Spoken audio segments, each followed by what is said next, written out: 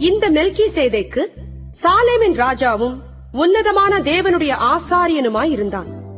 ராஜாக்களை முறியடித்து வந்த ஆபிரகாமுக்கு இவன் எதிர்கொண்டு போய் அவனை ஆசீர்வதித்தான். இவனுக்கு ஆபிரகாம் எல்லாவற்றிலும் தசமபாகம் கொடுத்தான்.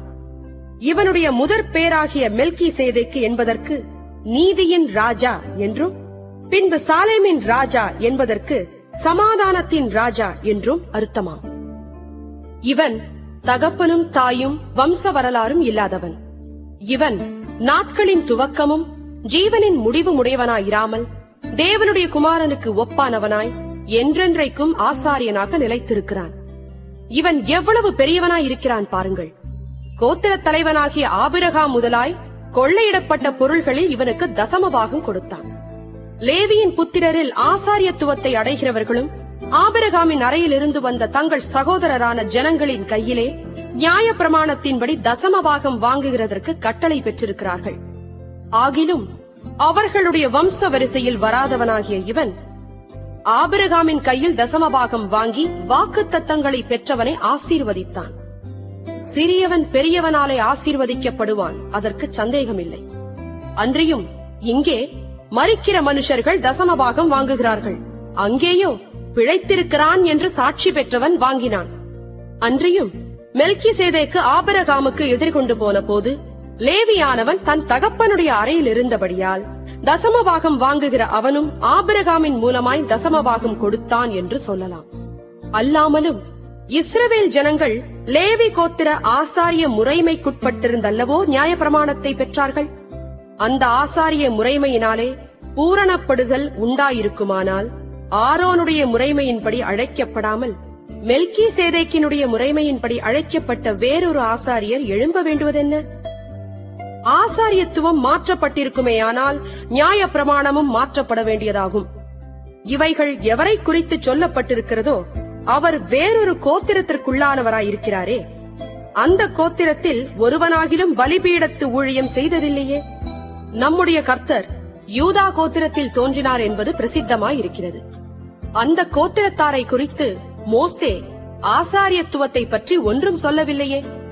அல்லாமலும் மெல்கிசேதேக்குக்கு ஒப்பாய் வேறொரு ஆசாரியர் எழும்புகிறார் என்று சொல்லி இருப்பதினால் மேற்சொல்லியது மிகவும் பிரசித்தமாய் விளங்குகிறது. அவர் மாம்ச சம்பந்தமான கட்டளையாகிய நியாய பிரமாணத்தின்படி ஆசாரியராகாமல் நீர் மெல்கிசேதேக்கின் முறைமையின்படி என்றென்றைக்கும் ஆசாரியராய் இருக்கிறீர் என்று சொல்லிய சாட்சிக்கு தக்கதாக அழியாத ஜீவனுக்குரிய வல்லமையின்படியே ஆசாரியரானார். முந்தின கட்டளை பலவீனம் உள்ளதும் பயனற்றதுமாயிருந்தது நிமித்தம் மாற்றப்பட்டது. நியாய பிரமாணமானது ஒன்றையும் பூரணப்படுத்தவில்லை, அதிக நன்மையான நம்பிக்கையை வருவிப்பதோ பூரணப்படுத்துகிறது. அந்த நம்பிக்கையினாலே தேவனிடத்தில் சேருகிறோம். அன்றியும் அவர்கள் ஆணையில்லாமல் ஆசாரியராக்கப்படுகிறார்கள். இவரோ நீர் மெல்கிசேதேக்கின் முறைமையின்படி என்றென்றைக்கும் ஆசாரியராய் இருக்கிறீர் என்று கர்த்தர் ஆணையிட்டார், மனம் மாறாமலும் இருப்பார் என்று தம்முடனே சொன்னவராலே ஆணையோடே ஆசாரியரானார். ஆனதால் இயேசுவானவர் ஆணையின்படியே ஆசாரியராக்கப்பட்டது எவ்வளவு விசேஷித்த காரியமோ அவ்வளவு விசேஷித்த உடன்படிக்கைக்கு பிணையாளியானார். அன்றியும் அவர்கள் மரணத்தி நிமித்தம் நிலைத்திருக்க கூடாதவர்களானபடியால் ஆசாரியராக்கப்படுகிறவர்கள் அநேகராயிருக்கிறார்கள். இவரோ என்றென்றைக்கும் நிலைத்திருக்கிறபடியினாலே மாறிப்போகாத ஆசாரியத்துவம் உள்ளவராயிருக்கிறார். மேலும் தமது மூலமாய் தேவனிடத்தில் சேருகிறவர்களுக்காக வேண்டுதல் செய்யும்படிக்கு அவர் எப்பொழுதும் உயிரோடு இருக்கிறவர் ஆகையால் அவர்களை முற்றுமுடிய ரட்சிக்க வல்லவராயும் இருக்கிறார். பரிசுத்தரும் குற்றமற்றவரும் மாசில்லாதவரும் பாவிகளுக்கு விலகினவரும் வானங்களிலும் உயர்ந்தவருமாயிருக்கிற இவ்விதமான பிரதான ஆசாரியரே நமக்கு ஏற்றவராயிருக்கிறார். அவர் பிரதான ஆசாரியர்களைப் போல முன்பு சொந்த பாவங்களுக்காகவும் பின்பு ஜனங்களுடைய பாவங்களுக்காகவும் நாடோறும் பலியிட வேண்டுவதில்லை. ஏனெனில் தம்மை தாமே பலியிட்டதினாலே இதை ஒரே தரம் செய்து முடித்தார். நியாய பிரமாணமானது பலவீனமுள்ள மனுஷர்களை பிரதான ஆசாரியராக ஏற்படுத்துகிறது.